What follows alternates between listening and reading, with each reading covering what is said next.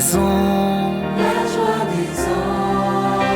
qu'éclate de partout la joie du monde, qu'éclate dans l'église la joie des fils de Dieu. La lumière éclaire l'église, la lumière éclaire la terre. Peuple chantez, peuple chantez. Nous te louons, splendeur du Père Jésus, Fils de Dieu. Nous te louons, splendeur du Père Jésus, Fils de Dieu. Que brille devant toi cette lumière. Demain se lèvera l'aube nouvelle d'un monde rajeuni dans la Pâque de ton Fils, et que règne la paix, la justice et l'amour, et que passent tous les hommes de cette terre à ta grande maison. Par Jésus-Christ, par Jésus-Christ, nous te louons, splendeur du Père Jésus, Fils de Dieu. Nous te louons, splendeur du Père Jésus, Fils de Dieu.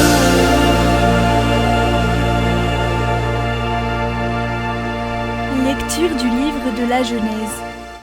Au commencement, Dieu créa le ciel et la terre.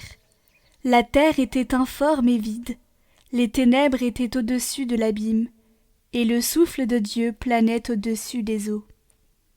Dieu dit : que la lumière soit, et la lumière fut. Dieu vit que la lumière était bonne, et Dieu sépara la lumière des ténèbres.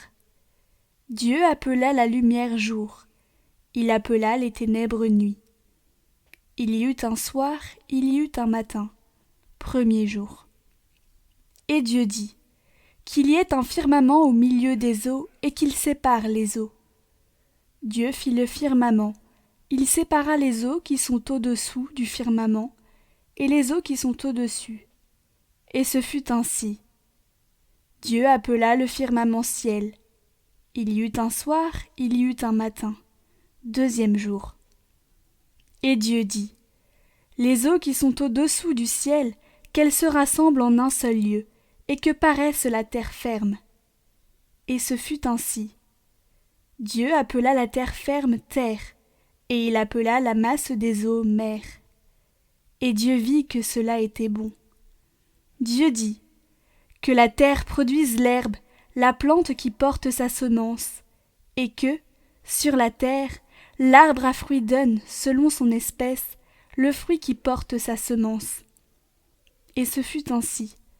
La terre produisit l'herbe, la plante qui porte sa semence selon son espèce, et l'arbre qui donne, selon son espèce, le fruit qui porte sa semence. Et Dieu vit que cela était bon.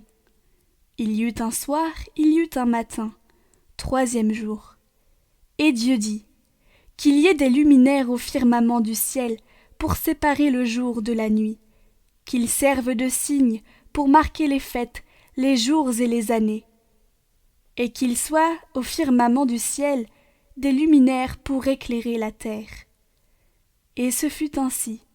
Dieu fit les deux grands luminaires, le plus grand pour commander au jour, le plus petit pour commander à la nuit. Il fit aussi les étoiles. Dieu les plaça au firmament du ciel pour éclairer la terre, pour commander au jour et à la nuit, pour séparer la lumière des ténèbres. Et Dieu vit que cela était bon. Il y eut un soir, il y eut un matin, quatrième jour. Et Dieu dit : que les eaux foisonnent d'une profusion d'êtres vivants, et que les oiseaux volent au-dessus de la terre, sous le firmament du ciel.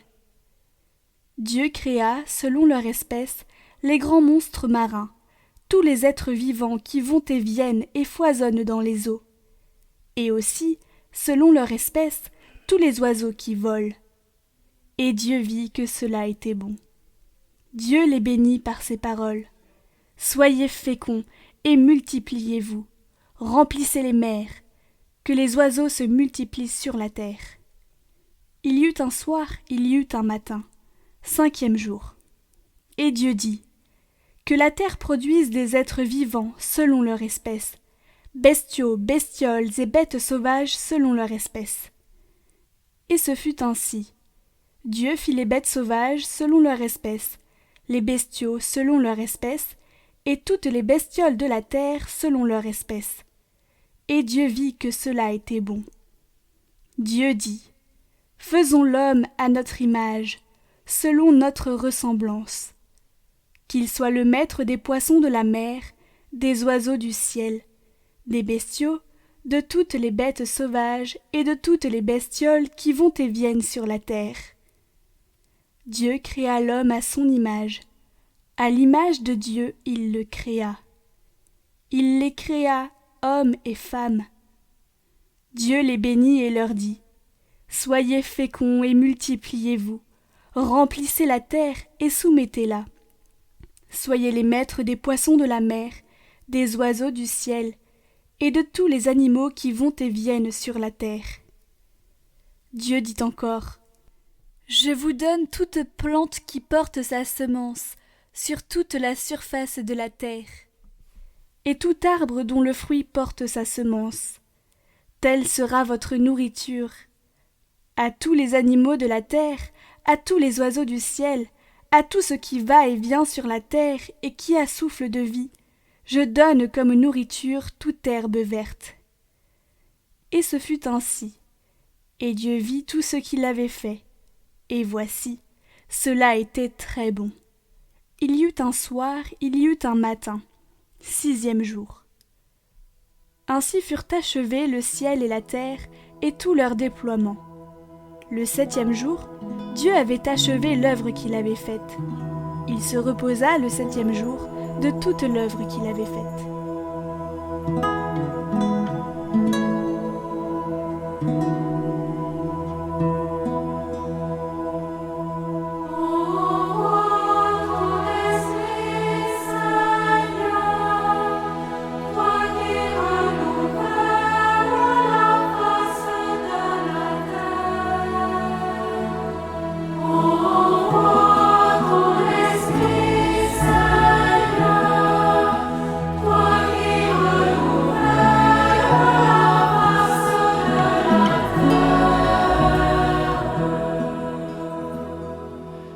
Bénis le Seigneur, ô mon âme, Seigneur mon Dieu, tu es si grand. Revêtu de magnificence, tu as pour manteau la lumière. Tu as donné son assise à la terre, qu'elle reste inébranlable au cours des temps. Tu l'as revêtue de l'abîme des mers, les eaux couvraient même les montagnes. Dans les ravins, tu fais jaillir des sources et l'eau chemine au creux des montagnes. Les oiseaux séjournent près d'elle, dans le feuillage on entend leurs cris. De tes demeures tu abreuves les montagnes, et la terre se rassasie du fruit de tes œuvres. Tu fais pousser les prairies pour les troupeaux et les champs pour l'homme qui travaille. Quelle profusion dans tes œuvres, Seigneur, tout cela ta sagesse l'a fait. La terre s'emplit de tes biens. Bénis le Seigneur, ô mon âme.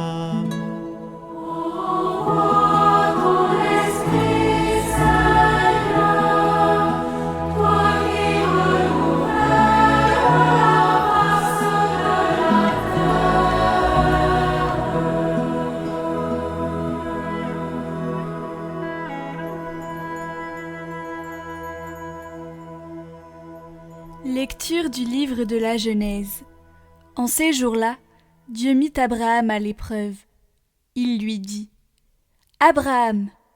Celui-ci répondit : « Me voici. » Dieu dit : « Prends ton fils, ton unique, celui que tu aimes, Isaac, va au pays de Moria, et là tu l'offriras en holocauste sur la montagne que je t'indiquerai. » Abraham se leva de bon matin, sella son âne, et prit avec lui 2 de ses serviteurs et son fils Isaac.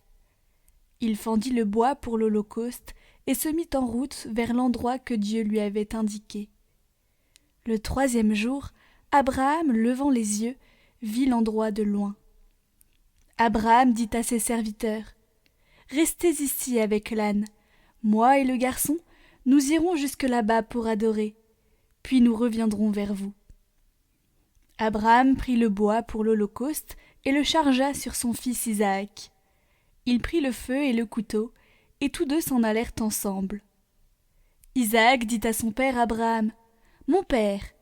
« Eh bien, mon fils ?» Isaac reprit : « Voilà le feu et le bois, mais où est l'agneau pour l'holocauste ?» Abraham répondit : « Dieu saura bien trouver l'agneau pour l'holocauste, mon fils. » Et ils s'en allaient tous les 2 ensemble. Ils arrivèrent à l'endroit que Dieu avait indiqué. Abraham y bâtit l'autel et disposa le bois. Puis il lia son fils Isaac et le mit sur l'autel, par-dessus le bois. Abraham étendit la main et saisit le couteau pour immoler son fils. Mais l'ange du Seigneur l'appela du haut du ciel et dit : « Abraham, Abraham !» Il répondit : « Me voici. » L'ange lui dit : « Ne porte pas la main sur le garçon, ne lui fais aucun mal. Je sais maintenant que tu crains Dieu. Tu ne m'as pas refusé ton fils, ton unique. » Abraham leva les yeux et vit un bélier retenu par les cornes dans un buisson. Il alla prendre le bélier et l'offrit en holocauste à la place de son fils. Abraham donna à ce lieu le nom de « Le Seigneur voit ». On l'appelle aujourd'hui « Sur le mont le Seigneur est vu ». Du ciel, l'ange du Seigneur appela une seconde fois Abraham. Il déclara : « Je le jure par moi-même, oracle du Seigneur. Parce que tu as fait cela, parce que tu ne m'as pas refusé ton fils, ton unique, je te comblerai de bénédictions. Je rendrai ta descendance aussi nombreuse que les étoiles du ciel et que le sable au bord de la mer. Et ta descendance occupera les places fortes de ses ennemis. Puisque tu as écouté ma voix, toutes les nations de la terre s'adresseront l'une à l'autre, la bénédiction par le nom de ta descendance. »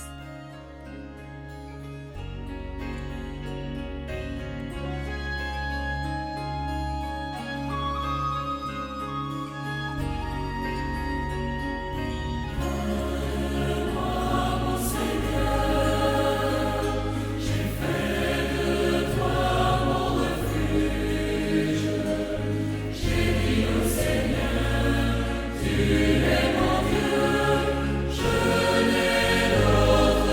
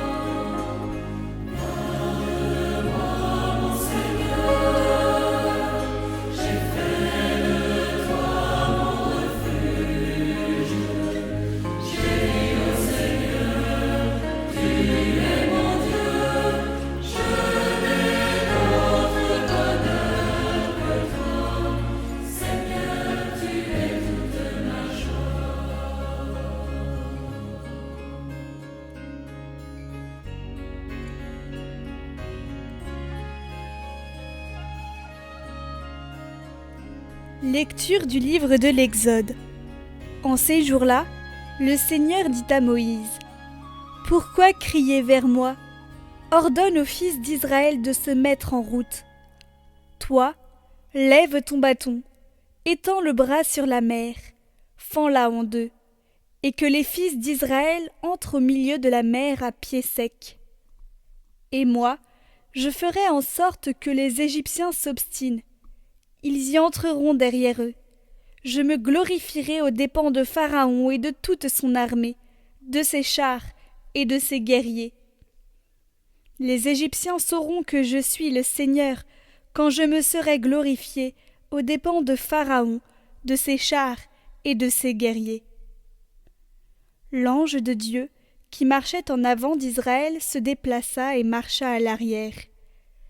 La colonne de nuée se déplaça depuis l'avant-garde et vint se tenir à l'arrière, entre le camp des Égyptiens et le camp d'Israël. Cette nuée était à la fois ténèbres et lumière dans la nuit, si bien que, de toute la nuit, ils ne purent se rencontrer. Moïse étendit le bras sur la mer.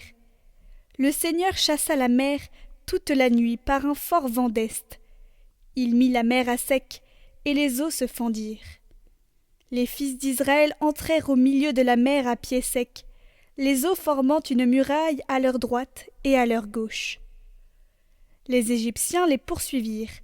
Tous les chevaux de Pharaon, ses chars et ses guerriers entrèrent derrière eux jusqu'au milieu de la mer. Aux dernières heures de la nuit, le Seigneur observa, depuis la colonne de feu et de nuée, l'armée des Égyptiens et il la frappa de panique. Il faussa les roues de leurs chars et ils eurent beaucoup de peine à les conduire.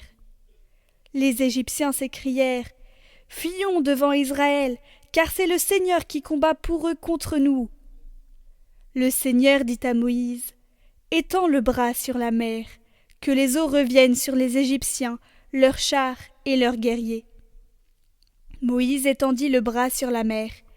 Au point du jour, la mer reprit sa place. Dans leur fuite, les Égyptiens s'y heurtèrent et le Seigneur les précipita au milieu de la mer. Les eaux refluèrent et recouvrirent les chars et les guerriers, toute l'armée de Pharaon qui était entrée dans la mer à la poursuite d'Israël. Il n'en resta pas un seul. Mais les fils d'Israël avaient marché à pied sec au milieu de la mer, les eaux formant une muraille à leur droite et à leur gauche. Ce jour-là, le Seigneur sauva Israël de la main de l'Égypte, et Israël vit les Égyptiens morts sur le bord de la mer. Israël vit avec quelle main puissante le Seigneur avait agi contre l'Égypte. Le peuple craignit le Seigneur, il mit sa foi dans le Seigneur et dans son serviteur Moïse. Alors Moïse et les fils d'Israël chantèrent ce cantique au Seigneur. Chantons le Seigneur, car il a fait éclater sa gloire. Il a jeté à l'eau cheval et cavalier. Le Seigneur est ma force, et c'est lui que je chante. C'est lui qui m'a sauvé. Chantons le Seigneur, car il a fait éclater sa gloire. Il a jeté à l'eau cheval et cavalier. Le Seigneur est un vaillant guerrier, le Seigneur est son nom, sa main écrase l'ennemi. Comme une pierre, ils sont tombés au fond des eaux. Chantons le Seigneur, car il a fait éclater sa gloire. Il a jeté à l'eau cheval et cavalier. Qui est comme toi parmi les dieux, ô Seigneur? Tu as soufflé de ton haleine, et comme du plomb la mer les a engloutis. Chantons le Seigneur, car il a fait éclater sa gloire. Il a jeté à l'eau cheval et cavalier. Tu nous conduiras sur la montagne, au lieu que tu habites, ô Seigneur, où tu régneras dans les siècles des siècles. Chantons le Seigneur, car il a fait éclater sa gloire. Il a jeté à l'eau cheval et cavalier. Lecture du livre du prophète Isaïe. Parole du Seigneur adressée à Jérusalem. Ton époux, c'est celui qui t'a faite. Son nom est le Seigneur de l'univers. Ton Rédempteur, c'est le Saint d'Israël. Il s'appelle Dieu de toute la terre. Oui, comme une femme abandonnée, accablée, le Seigneur te rappelle. Est-ce que l'on rejette la femme de sa jeunesse, dit ton Dieu? Un court instant, je t'avais abandonné, mais dans ma grande tendresse, je te ramènerai. Quand ma colère a débordé, un instant je t'avais caché ma face, mais dans mon éternelle fidélité, je te montre ma tendresse, dit le Seigneur ton Rédempteur. Je ferai comme au temps de Noé, quand j'ai juré que les eaux ne submergeraient plus la terre. De même, je jure de ne plus m'irriter contre toi et de ne plus te menacer. Même si les montagnes s'écartaient, si les collines s'ébranlaient, ma fidélité ne s'écarterait pas de toi. Mon alliance de paix ne serait pas ébranlée, dit le Seigneur qui te montre sa tendresse. Jérusalem, malheureuse, battue par la tempête, inconsolée, voici que je vais sertir tes pierres et poser tes fondations sur des saphirs. Je ferai tes créneaux avec des rubis, tes portes en cristal de roche, et toute ton enceinte avec des pierres précieuses. Tes fils seront tous disciples du Seigneur, et grande sera leur paix. Tu seras établi sur la justice, loin de toi l'oppression. Tu n'auras plus à craindre, loin de toi la terreur, elle ne t'approchera plus.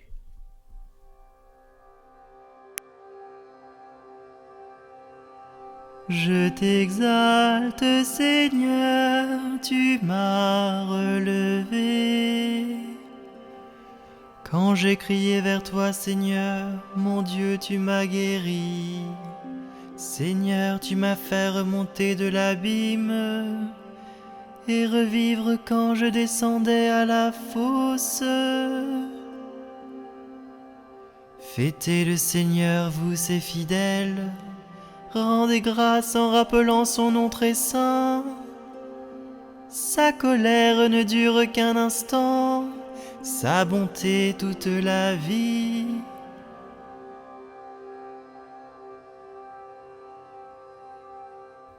Avec le soir viennent les larmes, mais au matin les cris de joie.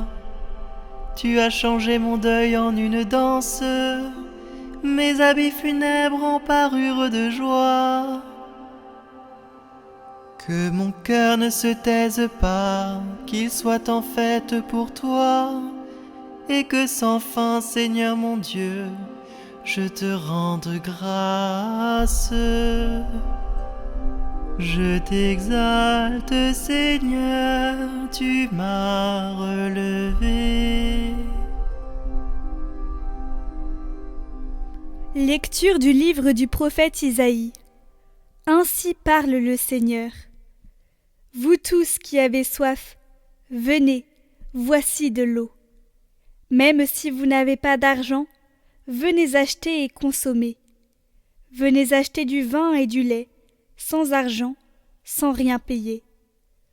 Pourquoi dépenser votre argent pour ceux qui ne nourrit pas, vous fatiguer pour ceux qui ne rassasient pas? Écoutez-moi bien, et vous mangerez de bonnes choses. Vous vous régalerez de viande savoureuse. Prêtez l'oreille, venez à moi. Écoutez, et vous vivrez. Je m'engagerai envers vous par une alliance éternelle. Ce sont les bienfaits garantis à David. Lui, j'en ai fait un témoin pour les peuples, un guide et un chef. Toi, tu appelleras une nation inconnue de toi. Une nation qui ne te connaît pas accourra vers toi.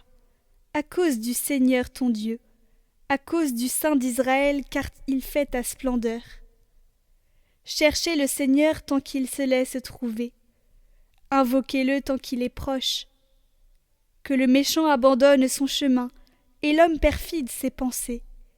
Qu'il revienne vers le Seigneur, qui lui montrera sa miséricorde, vers notre Dieu, qui est riche en pardon. Car mes pensées ne sont pas vos pensées, et vos chemins ne sont pas mes chemins, oracle du Seigneur. Autant le ciel est élevé au-dessus de la terre, autant mes chemins sont élevés au-dessus de vos chemins, et mes pensées au-dessus de vos pensées. La pluie et la neige qui descendent des cieux n'y retournent pas sans avoir abreuvé la terre, sans l'avoir fécondée et l'avoir fait germer, donnant la semence au semeur et le pain à celui qui doit manger. Ainsi ma parole qui sort de ma bouche ne me reviendra pas sans résultat, sans avoir fait ce qui me plaît, sans avoir accompli sa mission. Exultant de joie, vous puiserez les eaux aux sources du salut. Voici le Dieu qui me sauve. J'ai confiance, je n'ai plus de crainte. Ma force et mon chant, c'est le Seigneur. Il est pour moi le salut. Rendez grâce au Seigneur, proclamez son nom. Annoncez parmi les peuples ses hauts faits. Redites-le, sublimez son nom. Jouez pour le Seigneur, il montre sa magnificence, et toute la terre le sait. Jubilez, criez de joie, habitants de Sion, car il est grand au milieu de toi, le Saint d'Israël. Exultant de joie, vous puiserez les eaux aux sources du salut. Lecture du livre du prophète Baruch. Écoute, Israël, les commandements de vie. Prête l'oreille pour acquérir la connaissance. Pourquoi donc, Israël, pourquoi es-tu exilé chez tes ennemis, vieillissant sur une terre étrangère, souillé par le contact des cadavres, inscrit parmi les habitants du séjour des morts? Parce que tu as abandonné la source de la sagesse. Si tu avais suivi les chemins de Dieu, tu vivrais dans la paix pour toujours. Apprends où se trouve et la connaissance, et la force, et l'intelligence, pour savoir en même temps où se trouvent de longues années de vie, la lumière des yeux et la paix. Mais qui donc a découvert la demeure de la sagesse? Qui a pénétré jusqu'à ses trésors? Celui qui sait tout en connaît le chemin, il l'a découvert par son intelligence. Il a pour toujours aménagé la terre et l'a peuplée de troupeaux. Il lance la lumière et elle prend sa course. Il la rappelle et elle lui obéit en tremblant. Les étoiles brillent, joyeuses, à leur poste de veille. Il les appelle et elles répondent « Nous voici ». Elles brillent avec joie pour celui qui les a faites. C'est lui qui est notre Dieu. Aucun autre ne lui est comparable. Il a découvert les chemins du savoir et les a confiés à Jacob, son serviteur, à Israël, son bien-aimé. Ainsi, la sagesse est apparue sur la terre et a vécu parmi les hommes. Elle est le livre des préceptes de Dieu, la loi qui demeure éternellement. Tous ceux qui l'observent vivront. Ceux qui l'abandonnent mourront. Reviens, Jacob, saisis-la de nouveau. À sa lumière, marche vers la splendeur. Ne laisse pas ta gloire à un autre, tes privilèges à un peuple étranger. Heureux sommes-nous, Israël, car ce qui plaît à Dieu, nous le connaissons. Seigneur, tu as les paroles de la vie éternelle. La loi du Seigneur est parfaite, qui redonne vie. La charte du Seigneur est sûre, qui rend sages les simples. Les préceptes du Seigneur sont droits, ils réjouissent le cœur. Le commandement du Seigneur est limpide, il clarifie le regard. La crainte qu'il inspire est pure, il est là pour toujours. Les décisions du Seigneur sont justes et vraiment équitables, plus désirables que l'or, qu'une masse d'or fin, plus savoureuse que le miel qui coule des rayons. Seigneur, tu as les paroles de la vie éternelle. Lecture du livre du prophète Ézéchiel. La parole du Seigneur me fut adressée. Fils d'homme, lorsque les gens d'Israël habitaient leur pays, ils le rendaient impur par leur conduite et leurs actes. Alors j'ai déversé sur eux ma fureur, à cause du sang qu'ils avaient versé dans le pays, à cause des idoles immondes qui l'avaient rendu impur. Je les ai dispersés parmi les nations. Ils ont été disséminés dans les pays étrangers. Selon leur conduite et leurs actes, je les ai jugés. Dans les nations où ils sont allés, ils ont profané mon saint nom. Car on disait, c'est le peuple du Seigneur, et ils sont sortis de son pays. Mais j'ai voulu épargner mon saint nom que les gens d'Israël avaient profané dans les nations où ils sont allés. Eh bien, tu diras à la maison d'Israël, ainsi parle le Seigneur Dieu. Ce n'est pas pour vous que je vais agir, maison d'Israël, mais c'est pour mon saint nom que vous avez profané dans les nations où vous êtes allés.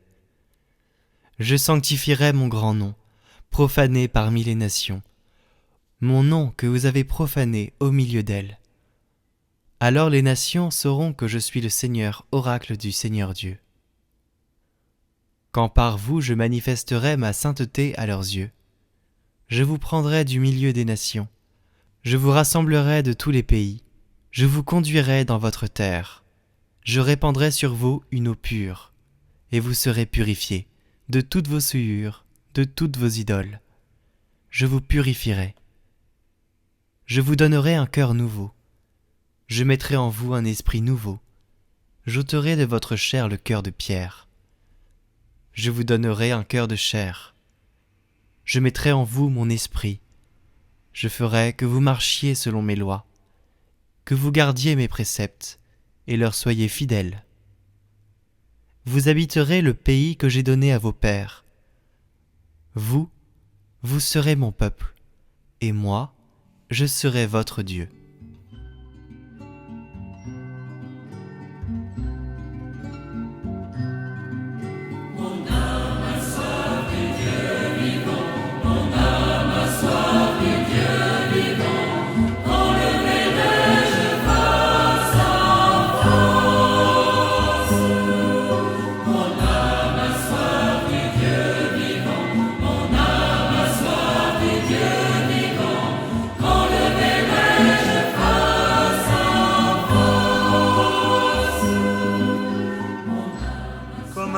Altéré cherche l'eau vive, ainsi mon âme te cherche, toi mon Dieu.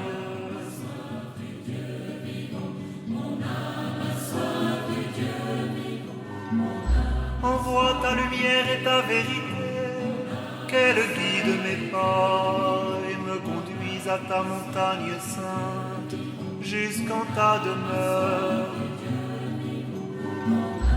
J'avancerai jusqu'à l'autel de Dieu, vers Dieu qui est toute ma joie. Je te rendrai grâce avec ma harpe, Dieu, mon Dieu. Mon âme a soif du Dieu vivant, mon âme a soif du Dieu vivant. Quand le verrai-je face à face? Mon âme a soif du Dieu vivant, mon âme a soif du Dieu vivant. Quand le verrai-je face à face?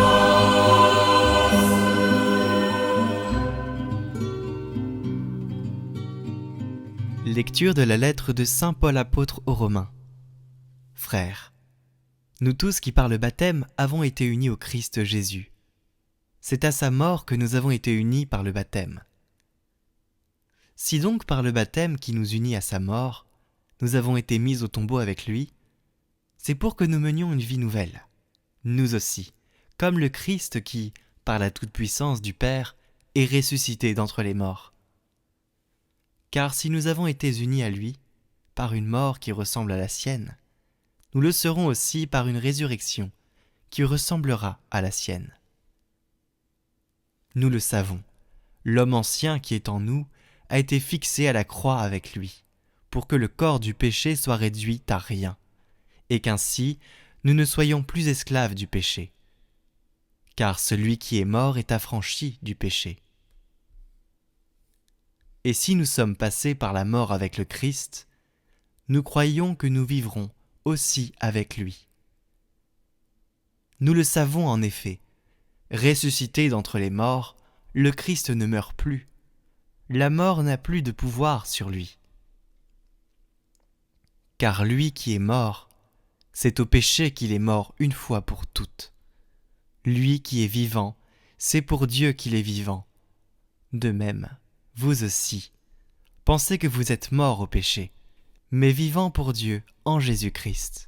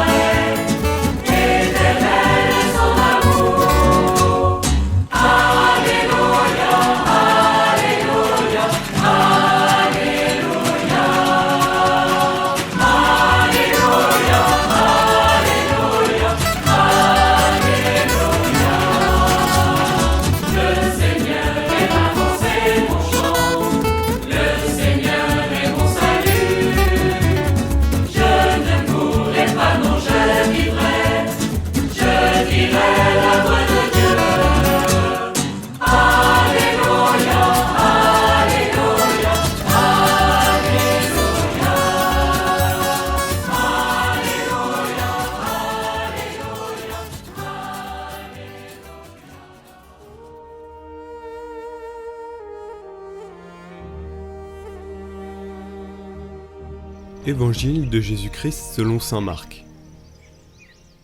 Le sabbat terminé, Marie-Madeleine, Marie, mère de Jacques, et Salomé achetèrent des parfums pour aller embaumer le corps de Jésus. De grand matin, le premier jour de la semaine, elles se rendent au tombeau dès le lever du soleil. Elles se disaient entre elles : « Qui nous roulera la pierre pour dégager l'entrée du tombeau ?» Levant les yeux, elles s'aperçoivent qu'on a roulé la pierre qui était pourtant très grande. En entrant dans le tombeau, elles virent, assis à droite, un jeune homme vêtu de blanc. Elles furent saisies de frayeur, mais il leur dit : « Ne soyez pas effrayés. Vous cherchez Jésus de Nazareth, le crucifié ? Il est ressuscité, il n'est pas ici. Voici l'endroit où on l'avait déposé. Et maintenant, allez dire à ses disciples et à Pierre : il vous précède en Galilée. Là, vous le verrez, comme il vous l'a dit.